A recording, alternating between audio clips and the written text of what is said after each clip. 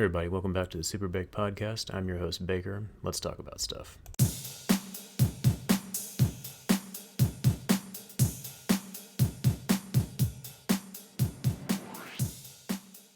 Hey everybody, welcome back to the show. So today, going to talk about the season finale of House of the Dragon, titled The Black Queen.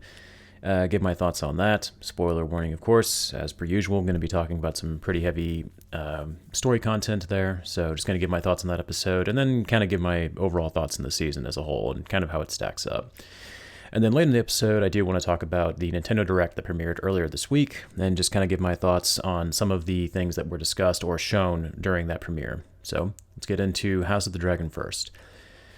So, episode 10, of course, the season finale for the show. Got to watch that earlier this week. And yeah, in typical Game of Thrones fashion, it ends on a pretty high note, leaves a good cliffhanger for the season, and sets up pretty nicely for what's to come down the road, kind of setting up for the Targaryen War. In this episode, we see Rhaenyra finally she learns the news of her father Viserys' death, because she was absent in the previous episode, so this is essentially supposed to be kind of her side of the story. We don't necessarily see what's going on with her, like during the events with Alicent and Viserys and all that stuff, but we do get to see this episode focuses more on her and Daemon, whereas the previous episode focused more on Alicent and her father. So it was nice to see her back in this. We also get to see Princess Rhaenys shows up again, and she's actually the one that delivers the news to Rhaenyra about her father's death. And we get to see there's a bit of a confrontation between Daemon and Rhaenys there. It's pretty short, but we see the grief that Daemon has over his brother's death, essentially claiming that, he believes that his brother was murdered by Alicent and Otto, who, of course, there's no love between Daemon and Otto Hightower. One thing I want to point out about that is I like that Daemon showed compassion towards his brother, and it's clear that he really did care about him. Even if the two of them didn't always see eye to eye, it was clear that he did love his brother and he did care about him, and I really liked that they had that in this scene. I think it really adds depth to his character and shows a certain level of humanity to Daemon that maybe wasn't otherwise apparent. I think he's been one of my favorite characters this whole season. Like, he's just like, Matt Smith shows him to be such a badass character. Like, he's definitely got a dark side to him for sure, but you can tell, like, he's got a heart. He cares about his family. He cares about people that he loves, and he will go out of his way to protect them and kill anyone who gets in their way, as we saw in the previous episode when he cut that dude's head off. So I really liked that scene. It was a short moment, but it was powerful, just seeing how much he truly cared about his brother and, like, how much his death is clearly impacting him.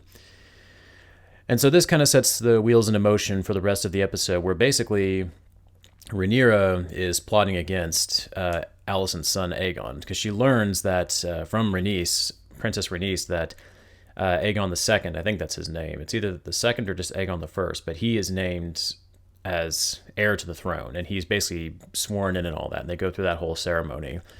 So, of course, that's a betrayal to Rhaenyra, who was supposed to be queen, from her father.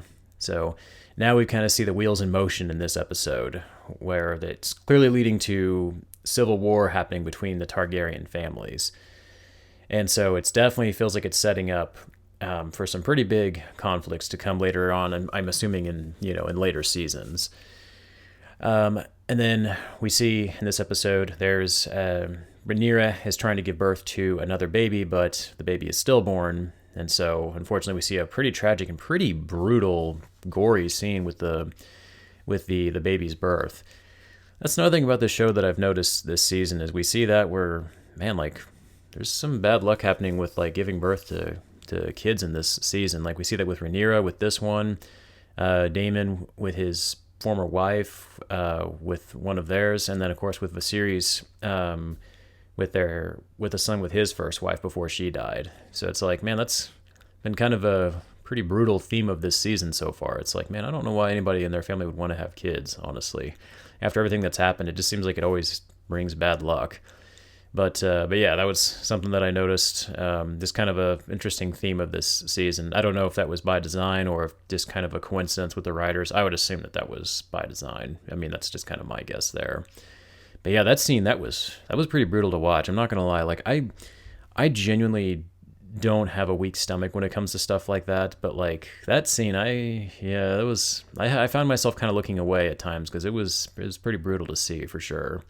And then just the scene when Rhaenyra is wrapping the baby in the bandages and stuff, and they have to have the burial for it, the ceremony for it. That was definitely pretty brutal. The actress that plays Rhaenyra in this scene, I think this is definitely probably a highlight for me in terms of her acting in this episode. I felt like in that scene, and then in a few scenes later on, she really, I think, hits the nail on the head. Her and the actress that play Alicent, like currently, like the later actresses, they really, I think, knock it out of the park with their performances. They've got some really heavy-hitting emotional scenes in this episode and the previous two that I think really drive the point home with the story.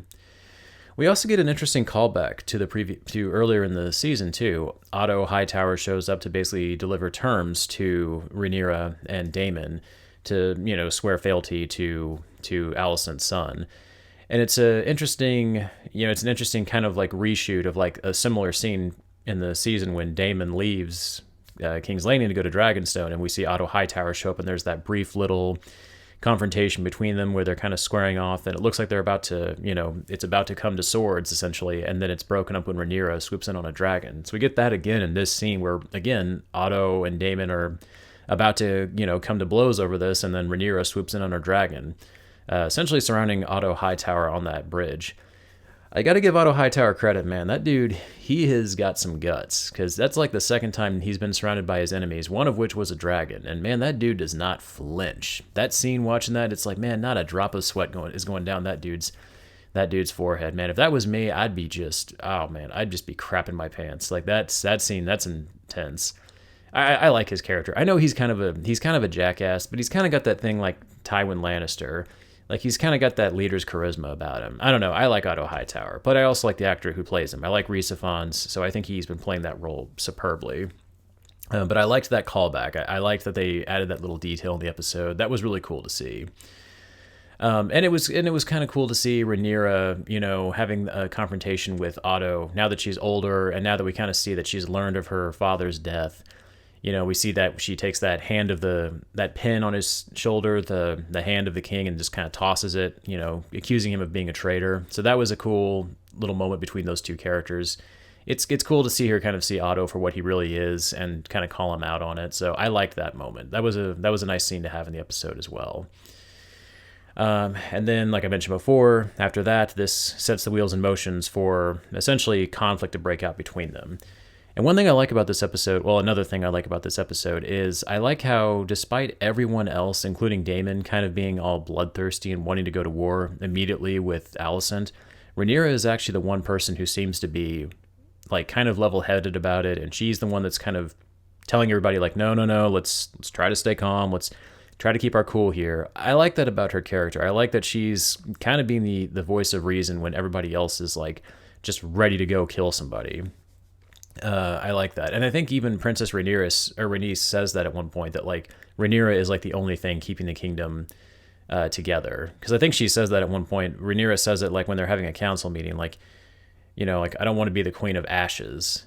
So that was cool. I like that about her character. I think it shows her how much she's changed throughout the season. Like she's definitely grown into a much more mature person, because I'd like to think that if she was younger, if it was like the younger version of Rhaenyra, who knows how she would have responded, And then just the idea, like, I would hate to be a peasant in this world where you have like these rulers that just have like these dragons that can just show up and just burn you alive at any moment. It's like, dude, like, Westeros is terrifying. Like, what a truly terrifying place to live in. And then all you got to look forward to in the next 100 years after that is just, there's going to be a bunch of dead people that are going to show up and turn you into a zombie. It's like, man, Westeros sucks. Why would you want to live here? I wouldn't. I'd move. I'd move to Easteros or whatever the other continent is in the world they're in. So, but yeah, that's I like that little detail about Rhaenyra's character. I like that they've added that for her. So I think that definitely makes her feel more relatable. Like she's a leader trying to keep everybody, going down the same path, trying to keep the peace, not going into all-out war. There's a scene later in the episode where we see Lord Corlys finally shows up, despite his near-death experience, and he swears fealty to Rhaenyra. That was a cool scene. I like that she's kind of finding peace between Corlys and Rhaenys. That was kind of a point of tension throughout the season. So seeing these characters kind of come back together towards the end, that was nice. And again, it seems like he and Daemon and everybody else are kind of pushing her to go to war. And it seems like Rhaenyra is still trying to keep everybody at bay. Like my laptop. Okay, it says it was connected. That was weird. I've never seen that message before. My laptop. I have like a wireless laptop, and it says it was connected. So like I've never seen that message pop up on my screen before. I was like, yeah, I know it's connected. I've been typing on it. That was weird. Okay, that's interesting. I've never seen that message pop up on my screen before. That was funny. I didn't mean to get distracted by that. That just caught me off guard. Okay, but yeah, that was. And then what I like about that scene too is, and again, this kind of gets back into what I like the most about the original Game of Thrones series, is I like when you have these moments, these scenes with these characters discussing, like these council meetings between Rhaenyra, Daemon, and Corlys and all the others. Because Corlys, he tells her that because he is offering her his essentially his navy, because the Valyrians have or Driftmark has like the best navy like in the world essentially, and so he's cut off the trade route between Driftmark and the Narrow Sea. And so that will basically make trade for King's Landing, really difficult. So it kind of puts Rhaenyra and her forces in a pretty good spot since they're pretty heavily outnumbered by King's Landing. And since they don't have that many houses that have sworn fealty to them. And so you see there's a lot of like plotting going on, like a lot of people talking and trying to figure out like what are the next steps here? What do? We don't have the forces to go to war with King's Landing, so what do? We need to figure out who's loyal to us. This is the part of Game of Thrones that I always liked the most. I liked the plotting that goes on, the political aspect behind it. Like the fantasy stuff with the dragons is cool to see. And I like for the most part that they've kept the dragons' appearances relatively minimal this season. We've seen them, and when they show up, they definitely have a commanding presence to them. But they're not in your face the entire time. Like we don't even really get more than maybe like 5 minutes or so with a dragon on screen. And I like that about the season. I like that they haven't like tried to show all their cards too early. So I like the little scenes with the council. I like seeing Rhaenyra talking to the other people there, kind of about like what the next steps are. And this of course leads to her sending her sons Jace and Luke to try to negotiate with different lords to see who is still loyal to her. I think one of them, they mentioned trying to go north to talk to House Stark. And then, of course, the Storm's End with Boros Baratheon. And Rhaenyra sends her son Luke on his small dragon Eryx down there to talk to the Baratheon Lord. And of course, when he arrives, we see that giant dragon shows up. Giant, really intimidating looking dragon shows up, and we all kind of know who that is. As soon as I saw that dragon show up, I'm just kind of like, oh boy, it's that jackass. And then of course, yeah, it's Aemon Targaryen is there, or whatever his last name is. I don't freaking remember. And then, the guy with the eye patch who got his eye cut out by Luke. It's like, boy, that's unlucky. Poor guy. We get a tense little moment there where, of course, Boros Baratheon refuses he refuses his advice, doesn't want to help him out, and Aemon wants Luke's eye, of course, as payback for the eye that he lost and stuff. And like, man, the actor that plays the Aemon, like, he is just...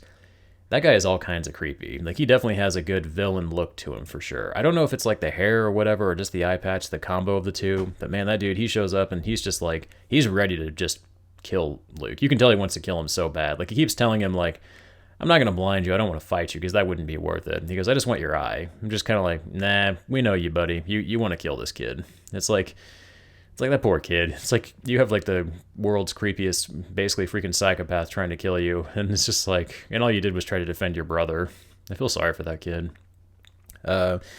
And after that, we get a really cool, intense dragon chase sequence where Aemon on his dragon, whose name I can't remember, is chasing Luke, riding on Eryx. Of course, Eryx is a smaller, I assume, younger dragon, so Aemon's dragon basically dwarfs Luke's. And they're flying around in the storms and stuff, Luke's trying to fly around. And one thing I like about this scene is I like that Luke uses the size of his dragon to his advantage. Like, his dragon is smaller, it can maneuver around faster, and it can fit into places where Aemon's can't go. So that was cool. I like that it didn't just turn into, okay, they're just going to breathe fire on each other. It's like, okay, no, you've got the smaller, scrappier dragon trying to outmaneuver the bigger, obviously way more powerful one.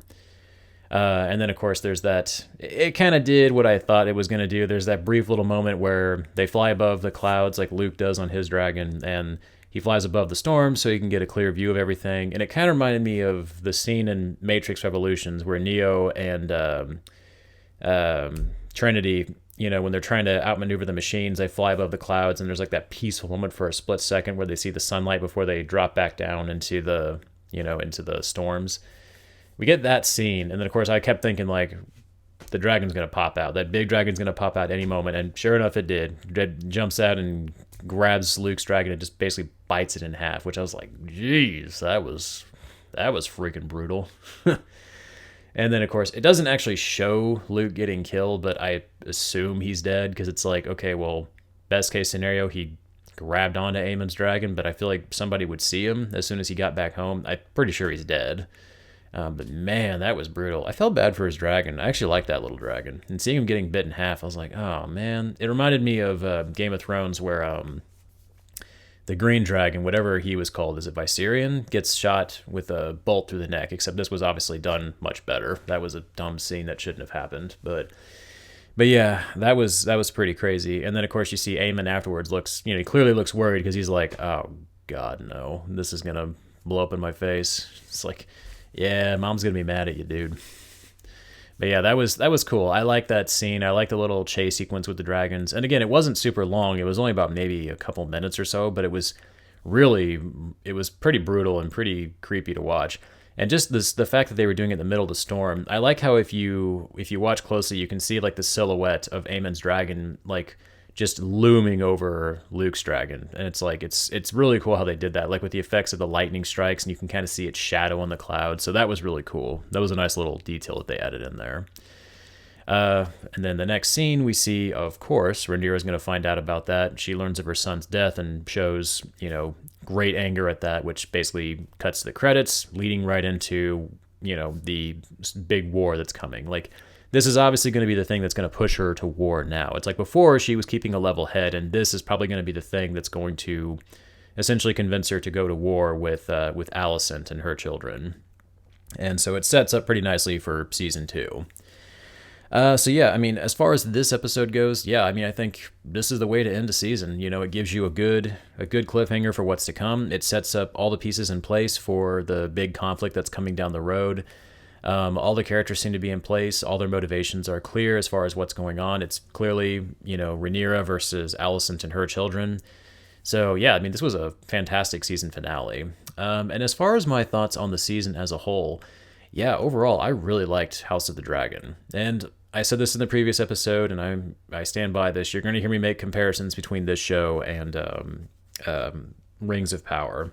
This show to me is just far superior. Number one, the story, I think, is written better. It's easier to follow. There's still a lot of characters in it, but I think there was never a point like where I was ever confused on who was who or what was going on. I felt like I clearly understood the story.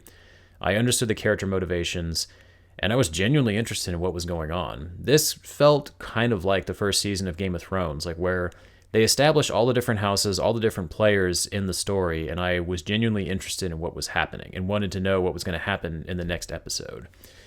Yeah, there were some slower moments in the season for sure. Like, I would definitely say I thought the first half of the season was interesting, but there were definitely some slow moments in it. Like, I wasn't super invested in some of the scenes between Rhaenyra and her supposed romance with Lord Kristen, Kristen Cole. Like, I didn't find that stuff particularly interesting. I was most invested like when they focused on the conflict between like Otto, Alicent, and Rhaenyra. To me, that was where the show was at its absolute best. When you focus on that conflict and kind of like the whole struggle for the Iron Throne, the Game of Thrones aspect of it, I think that was when the show was at its best for sure. Another thing I think the show has going for it is the characters are all, for the most part, really well written and especially well acted. I like Rhaenyra. I like her character. I love Daemon's character. Like, he's a creep and he's kind of a bad dude, but man, he's compelling. And, again, thanks in no small part to Matt Smith's performance. I liked Viserys. Again, Paddy Considine, like his performance, he really knocked it out of the park with that character. Like, you really liked him. You got the sense of like this benevolent king who is just struggling to keep his family together. And, he's failing at so many terms, but he keeps trying his hardest. And it's like, he's not perfect. And you see him kind of struggling both with his illness, but also with this disease that seems to be eating away at his family too. It's an interesting juxtaposition between those two things. You see him kind of falling apart, and you see his family kind of falling apart as well. It's almost kind of like he was the glue holding everything together, and now that he's gone, just everything is just turning to ash, basically. Yeah, like this show just has more interesting and more compelling characters than I think Rings of Power did. And not only that, but like this episode, the finale, I think did what a finale should do. It sets up what's to come, and it has me genuinely interested and invested in what's going to happen. Like, I'm actually excited for season 2 to come out. I want to know how this is going to play out. Like, how is Rhaenyra going to handle the news of Luke's death? Is this going to push her to all-out war? I assume it is, but, in what way? Like, how is she going to respond exactly? How is Alicent going to handle what Aemon did? How is Daemon going to handle what's going to happen? Like, that dude's going to be furious about this. So, yeah, there's a lot of open-ended questions that I have for season 2 that I really want to know what's going to happen. So, the season finale did just what a season finale should do. It got me excited for what's to come next. So, yeah, I would say this show is really good. It surprised me in many ways. Like, coming out of Rings of Power, I was a little hesitant to come into House of the Dragon. I kind of kept thinking, like, okay, is this just going to be another fantasy show? Am I going to lose interest halfway through? And, well, I wouldn't say it held my attention 100% of the time. Like, I wouldn't say it was, like, fantastic 100% of the time. I would say, like, the vast majority of the time I was watching the show, I was genuinely invested in what was going on. Like, I cared about the characters. I was paying attention. I really enjoyed this show. So, yeah, this show gets a strong recommendation from me. If you've subscribed to HBO Max and if you're looking for a good fantasy series, and especially if you're a fan of Game of Thrones, then, yeah, I think if you haven't watched it already, House of the Dragon is definitely something you should check out. So now I just wanted to give my thoughts on the Nintendo Direct that came out earlier this week. I believe it was yesterday at the time of recording this, February 8th. So saw a few things announced during that event and just wanted to talk about those just real quickly. I'm not going to go over every single announcement there, just some of the ones that kind of stuck out to me a little bit. First and foremost, I did want to talk about the announcement for the Metroid Prime Remaster, which is being released. Actually, it released yesterday on the 8th. I have a lot of friends who are huge Metroid fans. I actually have never played any of the games. I've always had an interest in them, but I've never really played any of them. I never really got into them that much. I remember when I was in middle school a long time ago, one of my buddies was really obsessed with some of the Game Boy Advance games that were available. And then Dread came out last year, I think, and one of my buddies said that game was really good, so I've been interested in checking it out. I remember a long time ago on the N64, I think they had I want to say it was the N64, no, it was the GameCube. They had the 3D one, the 3D game, which I don't know if this is supposed to be that game or if it's a different Metroid game. I don't know the series that well, so but yeah, I mean, that's interesting. I saw that on there, so that was, I mean, I'd like to check out Dread at some point. I'm not sure if I will. I heard it's pretty challenging. Not that I mind challenging games. I just, like I said, I've never played any of the Metroid game series, so I'm not really sure about that one. I mean, I'd like to check it out at some point. Maybe this might be a good excuse for me to check out Prime at the very least, but I saw that was being announced on there, so I thought that was pretty cool. Another one I saw, Pikmin 4 release date has been announced, and it got a July 21st release date for this year. Again, kind of like Metroid, I never played any of the other Pikmin games. I played a little bit of the first one, like on a GameCube demo at Walmart a long time ago, back when that game first came out. I mean, I get the appeal of Pikmin, it just never really grabbed me. And the first game, I remember you had a time limit, so I never liked games that incorporated time limits. It was kind of one of the reasons why I never really could get into Majora's Mask, even though a lot of my friends say it's like arguably their favorite Zelda game. I liked it, but it's just the whole time limit thing, I could never get past it, even though I know you've got plenty of tools and abilities to kind of get around that. But yeah, I like the look of Pikmin 4 for sure. I like, especially when you compare it to the original game, I like to see how far the graphics have come, and just seeing the different stuff that you have in the game. Like there's like the new Ice Pikmin. I like their design. Might be my favorite design so far. I don't know if they were in previous titles. Then you got like what it's like some weird dog creature that follows you around. Oachi, I think is how they say his name. So his design was adorable. I like there's a part in the trailer where you and the Pikmin can actually jump on top of the dog and just like ride him across ponds and stuff like that. So that was neat. A lot of really cool, just kid friendly stuff in there. I like the look of the game, like the bright colors and everything. It looks really cool.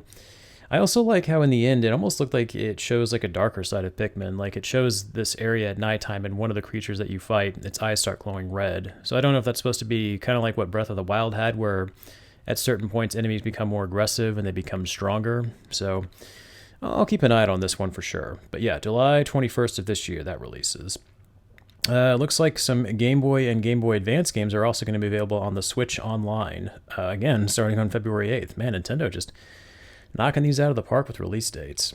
I do kind of wonder, because I was talking to one of my friends about this, I wonder if a lot of these games were supposed to come out earlier, but because of the pandemic, maybe they got pushed back. I'm just kind of surprised at like how many of these are like coming out like either they're already available or they're coming out pretty soon. So, but yeah, that's pretty cool. And I mentioned one of my buddies playing the Metroid games on the Game Boy Advance, so I wonder if those will be available on there too. It looks like a couple are going to be available are going to be Legend of Zelda Minish Cap, Super Mario Bros. 3, WarioWare, and a few others too. Ooh, Mario and Luigi Superstar Saga. I remember I played that, I think, way back in the day, and I really liked that game a lot. That might be one that I'd be willing to pick up on this, so that could be cool. That might be worth looking into for sure. Let's see. Kirby's Return to Dreamland Deluxe. And release date for that is going to be later this month on the 24th. Again, like, wow, just a couple weeks away. Yeah, I like the look of that game. It's been a long time since I played a Kirby game. I think the last one that I played was the N64 one, whatever that one was called. Again, kind of like Metroid, just I love Kirby. He's always been one of my favorite characters, especially in Brawl or Smash Bros. But I never really played too many of his games, and I don't know why. I know he had his newer game on the Switch that I'd like to check out at some point too. A lot of my friends have been giving it, high praise, so that's something that I'll definitely check out for sure. Xenoblade Chronicles 3 gets an expansion pass, Volume 3. I haven't tried any of the other expansion volumes on this or expansion passes.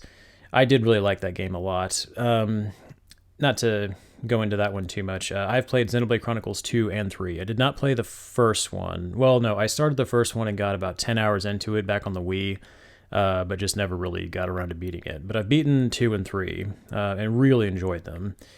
Maybe down the road I'll check this out, depending on what kind of sales they've got going on. I've already beaten the game, and I don't know, I spent so much time playing it. I think I put like at least 50 or 60 hours into that game, so it was no Dragon Quest for me, but still put a lot of hours into it. So this is something that I'll keep an eye out for, but right now I'm not super interested in it.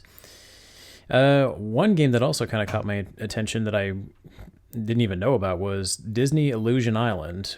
This game, I love the look of it. It's got that 2D cartoony look. I think it's based off of this current Mickey Mouse cartoon on Disney Channel that's out. At least that's the look that I'm kind of getting from it. But it looks like from what they showed in the trailer, you can play as either Mickey, Minnie, Goofy, or Donald Duck. And each one seems to kind of have their own special abilities and their own kind of unique move set that they have. But like I think it's the artwork of this that really has caught my attention. I'm kind of getting like Rayman Legend vibes from it, which I love that game. Because it's a side-scrolling game. It looks like there's a lot of platforming in it, a lot of puzzle solving, as well as a few boss fights here and there. So getting some vibes from like Rayman Legends and maybe like Cuphead from this. But obviously, I'm guessing going to be more kid-friendly since it looks like it's a Disney game. But yeah, this is one that's definitely caught my interest. This one releases on July 28th of this year, so coming out a little bit later. But I'm going to keep my eye out for reviews on this one for sure. This one looks really fun to me. If nothing else, I love the art style for it.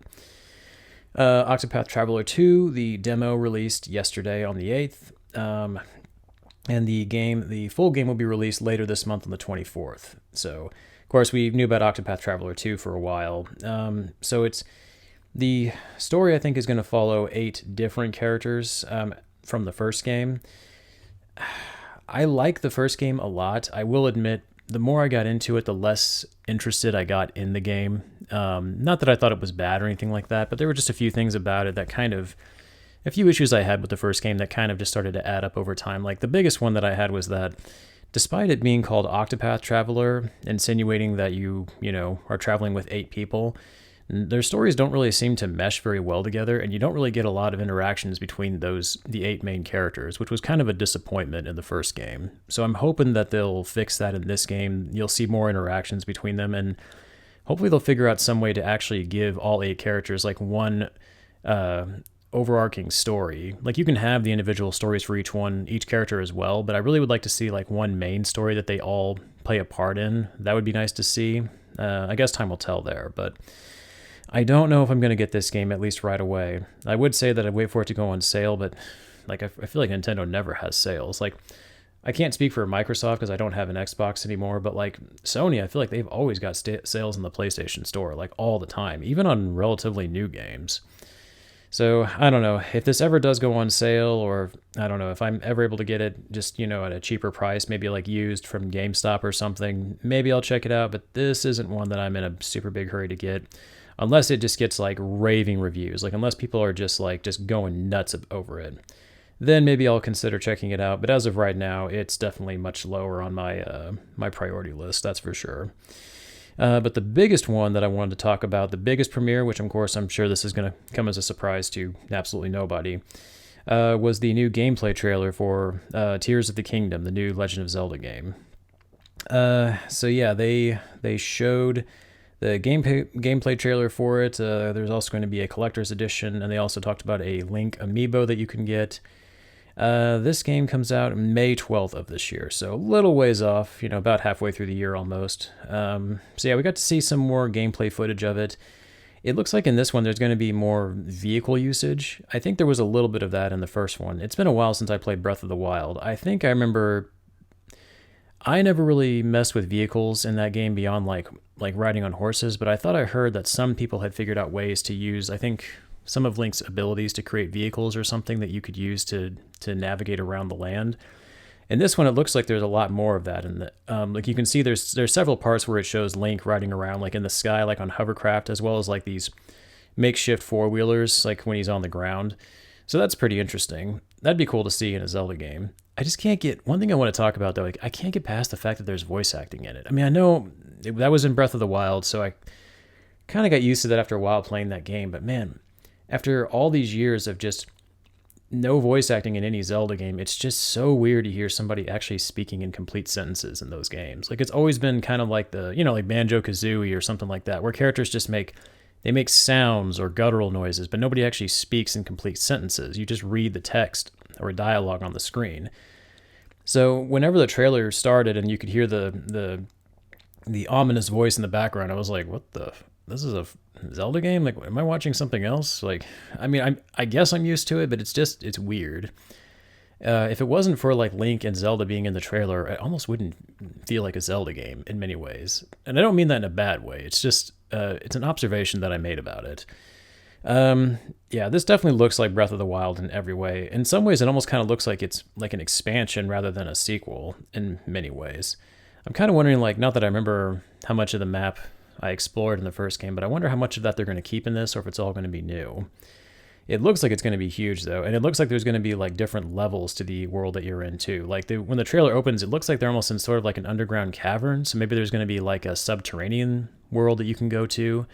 And of course, I mentioned that, Link's flying on a hovercraft earlier in the trailer, so it looks like he's in the clouds and stuff. So like it seems like there's kind of a Skyward Sword vibe from it, where like there's a land above that you can explore as well. So I'm kind of curious to see like the different levels in this game and like how that's going to affect the gameplay. It looks like a lot of the stuff that you use from Breath of the Wild in this are in this as well, like tools that you use, like the glider from that game is in this as well. You see Link using that in the trailer. You see some of his powers that he has from the first game, like his ability to freeze objects and use telekinesis to throw items. Those are returning in this as well. One thing they don't showcase in the trailer, and I don't know if this was by design or not, because I know this was a point of contention in the first game, and that is item durability. And I'm going to go ahead and say it right now. I did not like the item durability of the first game. I don't know if I've said that before on this podcast, but I didn't care for that. Mainly what I didn't like about it was the fact that your items, mainly your weapons, broke, I personally felt way too often. Even when you had quote unquote good, high quality items, it felt like you could get maybe 1, 2 good fights out of those tops and then they would break. Yeah, the counter argument to that is that there's so many enemies and they all drop weapons so much that you're never really going to be out of weapons, and that's a fair argument, except I don't know, like it always felt like in Breath of the Wild the game was trying to entice you to fight, to take on enemies. So it always felt weird to me that the weapons would break so quickly. So I didn't really like that about that game. I am personally fine with them just getting rid of it altogether. I really don't think the game is going to suffer for it. It just feels really out of place in the Zelda game, at least in my opinion. I know Zelda's never really been a super combat heavy franchise. It's always been more about exploration and adventure and exploring dungeons, but combat is still a fairly big part of it, so it just feels odd to me. At the very least, I would hope if they're going to keep it in there, at least figure out a way to make it where you can repair items, like instead of making it where they just break and they're gone, maybe just design it where if you get this really nice sword that you like, instead of, breaking it and it's just gone forever, you can, as long as you've got the right crafting materials, you can take it to a blacksmith or somebody and they can just repair it for you. Or even something like what other games have done, like where your weapons become dull or something. If you use a sword too many times, it becomes dull and it loses its edge and it does less damage. So it doesn't break necessarily, it doesn't hit quite as hard. And you got to take it to a blacksmith or somebody to sharpen it for you, essentially. I know I played a game that had a system very similar to that, but I can't remember what it was called. But I don't know, something like that I think would be preferable than just items just break and they're just gone. I think the only exception was like the Master Sword. Like it would break, but it would recharge after a certain amount of time, but it felt like it took a long time. I don't remember how long it was. But yeah, that's my little soapbox on that. Hopefully, honestly, like I said, I'm fine if they just get rid of it altogether. I just always felt like it felt so out of place to me in a Zelda game, so I'm perfectly fine if they just get rid of that. But yes, this is definitely going to be a game that I will pick up day one, because I love me some Zelda, and this looks awesome. Like, man, this feels more like a cinematic experience than a game almost. And that's kind of how the first game was too. Like, don't get me wrong, it was a lot of fun. It was a fantastic game, and I'm sure this game will be no different. I feel like by and large, Zelda titles are always like really good. I know they've had a couple that were, not super popular, but I can't think of like any Zelda game that I've played that was like objectively bad, at least not like in the main entries. Skyward Sword is probably my least favorite, but I still would say that it's a good game overall. It's just like out of all the Zelda games, it would definitely probably be at the bottom of my list. Wind Waker and Ocarina of Time would probably be at the top. So I'm curious to see where this game's going to rank in those, because Breath of the Wild would probably be like at least in my top 5. Yeah, we don't see. I mean, I don't know if I don't think they show. I'm not sure if it's Ganon in this one, like who the villain is. It looks like it's definitely somebody related to Ganon. Like we see, like there's kind of like that old decrepit woman in one of I think it was like the teaser trailer they had for it. So I don't know if this is supposed to be like Calamity Ganon returning in another form, or if it's a completely different villain. So I'll be curious about that. But I like the look of this game. It has that same, cell shaded look that Breath of the Wild had, and I really liked the look of that game. Yeah, I'm just really excited for this one. I think it's going to be fantastic. I hate that we still got to wait until May for it to come out. I'm curious if this game is going to be, if this is going to be one of the last titles on the Switch, because the Switch has been out for about 6 years now. So I wonder if this is going to be one of the last few games in its life cycle. I mean, to have 2 great Zelda titles, one at the beginning and one at the end of its life cycle, would be a pretty good way for it to go out. So, I mean, if this is one of the last big titles on the console, I mean, not a bad way to go out. I guess time will tell on that. But, yeah, anyways, that was the latest Nintendo Direct event, and I just kind of want to give my thoughts on that. Not quite as many exciting announcements as I think the last one. Mostly games that we already kind of knew about, but still, I mean, it's, a lot of these games I'm, looking forward to, or I'm at least interested in.